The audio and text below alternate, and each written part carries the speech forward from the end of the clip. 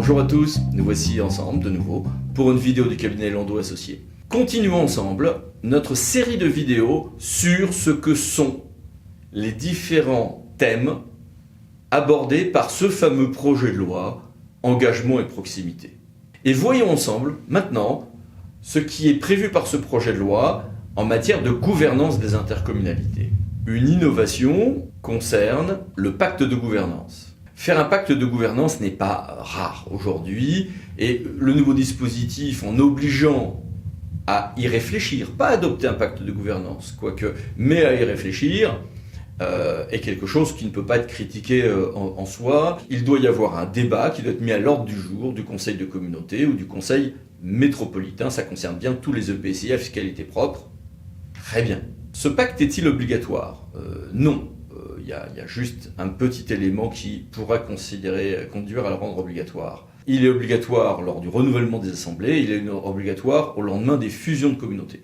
Étrangement, le rédacteur du projet de loi a oublié les autres hypothèses qui sont les fusions, extensions ou les créations ex nihilo, qui continuent à exister techniquement. Bon. Ah bien, ça sera sans doute corrigé par le législateur. Il y a un point donc où ce pacte pourrait sembler obligatoire, c'est qu'aujourd'hui, et ça remonte à il y a fort longtemps, l'article L5211-57 du Code prévoit un système de consultation de la commune si un projet ne concerne qu'une seule commune. Et si la commune dit non, c'est à la majorité des 2/3 que l'on va passer outre le refus de cette commune. Ce régime, mal connu d'ailleurs et très utile, va devoir être mis en œuvre dans ses modalités pratiques dans ce pacte. Ce qui veut dire qu'on pourra avoir un problème juridique si on décide de ne pas adopter ce pacte et qu'on se retrouve face à l'application de ce régime juridique, au demeurant rarement mis en œuvre pour de vrai. Est-ce que ce texte, ce pacte de gouvernance, est le fruit d'une adoption conjointe avec les communes ? Oui, dans sa philosophie, mais en droit, ça sera bien une délibération du conseil communautaire ou métropolitain. Point. Ce n'est pas dit clairement, c'est dit indirectement par le texte, mais le texte aujourd'hui ne peut guère être interprété autrement. Ce qui est prévu, c'est que l'on aurait, après chaque renouvellement, l'application donc de ce régime, avec la possibilité du coup de créer un conseil des maires. Alors, c'est pas nous, les conseils des maires, et beaucoup de territoires s'en dotent. N'oublions pas d'ailleurs que les conseils des maires, selon qu'ils se réunissent avant chaque réunion du bureau ou qu'ils se réunissent épisodiquement, selon qu'ils ont un droit d'autosaisine ou pas, finissent dans vos communautés ou dans vos métropoles par avoir un rapport totalement différent avec les autres organes et avoir un poids qui varie considérablement d'un territoire à l'autre. Ce conseil des maires sera obligatoire dans les métropoles et facultatif dans les autres, avec 2-3 précisions ici apportées par le législateur qui objectivement ne changent pas grand-chose, et des règles par défaut fixées par ce conseil des maires qui pourra être également obligatoire si 30% des maires le demandent. Très bien. Il y a un régime de commission spécialisée qui est prévu par le législateur. Alors, c'est assez amusant. Le pacte peut prévoir la création de commissions spécialisées associant les maires, très bien, et qui va déterminer leur organisation, etc. Ça laisse pantois, ça ne change rien à l'existant. Aujourd'hui, je peux très bien faire une commission où je mettrai mes élus communautaires qui sont maires, et j'y ajoute les maires lorsque ceux-ci ne sont pas conseillers communautaires. Le droit le permet parfaitement, c'est juste repackagé. Bon, ça fait plaisir, ça fait de la com, ça change rien sur le fond. À tout le moins, cela rappelle que ça peut être mis en place et que ça peut exister. Bon, soit c'est du packaging et du foutage de gueule, soit c'est un rappel pédagogique utile. On peut prendre le verre à moitié plein comme le verre à moitié vide sur ce point. Ce que prévoit également ce texte, ce sont des conférences territoriales des maires parmi les outils qui peuvent être portés par ce pacte de gouvernance. Rien n'interdit aujourd'hui de le faire, je l'ai mis en place dans plusieurs territoires, parfois il y a plus de 10 ans, c'est-à-dire qu'on va avoir les élus d'un territoire, les maires ou d'autres élus également, territoire par territoire, et il n'est pas rare de coupler ceci avec des délocalisations, des déconcentrations des services communautaires, et avec des zones de services mutualisés de personnel. Et du coup, j'ai les élus du coin qui se retrouvent pour le compte de la communauté à être les interlocuteurs de proximité, par exemple des services petite enfance, des services espaces verts, qui peuvent être des services, encore une fois, communautaires ou des services mutualisés, communautaires ou pas. C'est un grand classique aujourd'hui pour retrouver la proximité dans les communautés XXL ou dans celles qui ont des services à la personne et qui ont une certaine taille. Bon, là on réinvente l'eau chaude avec ce texte. Très bien. Bon, c'est pareil. Soit c'est du repackaging marketing, soit c'est un utile rappel pédagogique. En tout état de cause, c'est pas une révolution. Plus révolutionnaire, quoique, on a un système aujourd'hui où beaucoup de conventions peuvent être passées entre communes et communautés. Des conventions de gestion d'ouvrages ou de services, des mises à disposition descendantes ou ascendantes, plus difficile ascendantes, et toute une série d'autres régimes.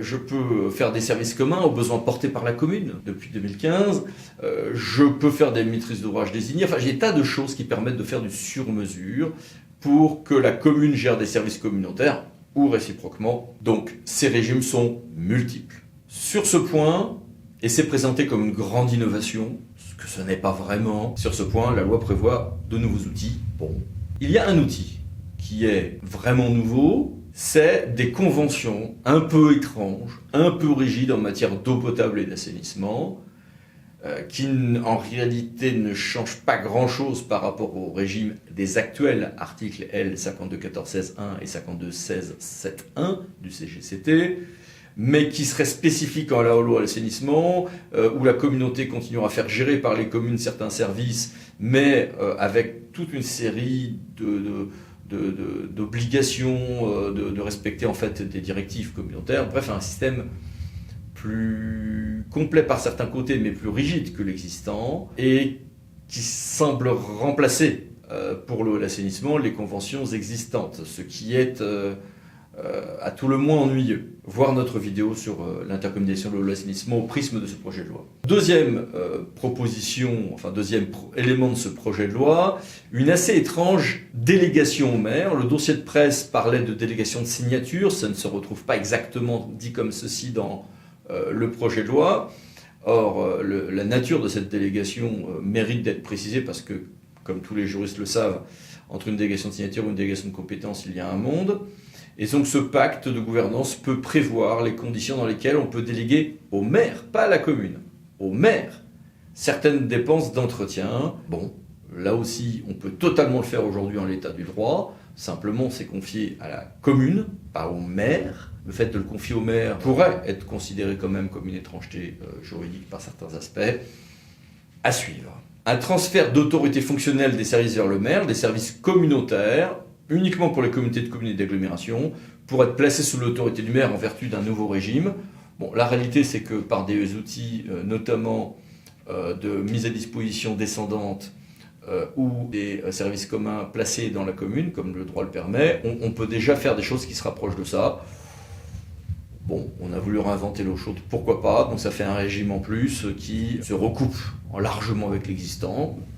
Bon. On a une étrange disparition, c'est la possibilité pour le président de l'intercommunalité de consulter les maires ou la demande des maires que celui-ci les consulte. Cette suppression est un brin étrange, voire aussi une autre suppression pour les métropoles ici. Sur la désignation des élus communautaires, alors là, le texte laisse pantois. Le gouvernement a clamé haut et fort que nous avions à avoir un grand changement, puisque lorsqu'on a un changement de maire, on aurait bien un changement des élus intercommunaux. Aujourd'hui, en l'état du droit actuel, en l'état de la loi Valls de 2013, qui elle-même est assez complexe, mais cette complexité avait été imposée au Premier ministre de l'époque par la majorité sénatoriale de l'époque, soit j'ai des communes de moins de 1000 habitants, et c'est les élus dans l'ordre du tableau qui vont siéger à l'interco à fiscalité propre. Soit j'ai des communes de 1000 habitants ou plus, et là, tous les électeurs le savent, j'ai mon bulletin de vote avec la liste des élus communaux, j'ai la liste des gens qui seraient appelés, si cette liste gagne, à aller siéger à l'intercommunalité. Tout ceci ensuite est réparti moitié à la liste qui a gagné les élections et le reste à la proportionnelle, comme pour donc la commune. Donc, soit j'ai moins de 1000 habitants, et en cas d'élection d'un nouveau maire, il y a déjà changement des élus intercommunaux, puisqu'on change l'ordre du tableau. Simplement, ce n'est pas écrit expressis verbis dans le code électoral, ce qui a pu donner lieu à des problèmes sur le terrain. Mais c'est déjà l'interprétation juridique très majoritaire. Soit j'ai une commune de 1000 habitants ou plus, et De toute manière, la question du changement de maire n'est pas le problème, car c'est le citoyen qui, lors des élections municipales générales, à quelques détails près en cas de commune nouvelle par exemple, aura désigné qui va siéger à l'intercommunalité. Alors, ce qui est prévu, c'est bien un régime qui ne concerne que les moins de 1000 habitants, car nous parlons des articles 273, 11 et 12 qui sont ici. Bien. Et on nous dit que quand il y a un nouveau maire qui est élu, eh bien, on a une nouvelle répartition au sein des délégués vers l'interco. Soit il s'agit de confirmer que c'est bien les élus dans l'ordre du tableau qui iront siéger à l'intercommunalité, libre à eux de démissionner pour que ce soit dans ce cas-là le suivant dans l'ordre du tableau qui remplacera. Et auquel cas, objectivement, ça ne change rien, mais c'est une précision technique pour s'assurer que personne ne fait de la résistance en refusant d'être remplacé à l'intercommunalité. Mais encore une fois, c'est déjà probablement ce qui se passe en droit, sous réserve de ce que ça reste un point débattu. Soit on prévoit un autre régime de représentation, et dans ce cas-là, c'est un changement majeur, ce que ça ne semble pas. Autre élément, se pose la question de savoir qui siège dans les commissions. Et là, on a un nouveau système dans ce projet de loi, qui est assez original, c'est qu'en cas d'absence, le membre d'une commission, intercommunale donc, peut être remplacé par un conseiller municipal de la commune, désigné par le maire. Certains diront qu'au contraire, l'organisation des suppléances et des procurations d'une commune à l'autre a ses vertus. D'autres diront au contraire qu'il s'agit de renforcer le lien entre la commune et la communauté. Bon, dont acte, c'est pas quelque chose qui bouleversera en réalité la vie intercommunale. La loi prévoit une copie des convocations des séances intercommunales pour les élus communaux. On va espérer que ce sera par voie électronique pour tous les EPCF, ce qui était propre. Et une copie des comptes rendus de séance à tous les élus communaux, mais alors uniquement pour les communautés urbaines, les communautés d'agglomération et les comités de communes. Ils ont oublié dans leur texte les métropoles, à mon avis ça doit être un oubli. Bon, ok, donc bon, ça conduit à ce texte-là, très bien. Que dire de ce texte? On annonce des changements qui vont changer la vie du quotidien, ce n'est pas le cas. La plupart des nouveautés sont des replâtrages, des corrections techniques, une reprise de l'existant repackagé, qui interroge. En revanche, l'obligation de se poser des questions en termes de gouvernance ne peut qu'être saluée. L'obligation de penser à des gouvernances, territorialisées ou pas territorialisées, conseil des maires, oui, mais quel type de conseil des maires, conférence territoriale ou pas, ce sont des choses qui ne peuvent qu'être saluées par les praticiens, mais quand on nous annonce que tout ceci sont des nouveautés, là, on est dans l'enfumage total. Donc, suivant ce projet de loi, je suppose que les parlementaires, en tout cas ceux qui furent élus locaux dans le passé, auront un peu de recul sur ce texte et qu'un grand nombre pourront améliorer ce texte, avec un risque néanmoins, c'est que comme le gouvernement veut que ce texte passe très vite, il y a des craintes à avoir sur l'ampleur qui sera donnée réellement au débat parlementaire. À suivre. Merci, au revoir.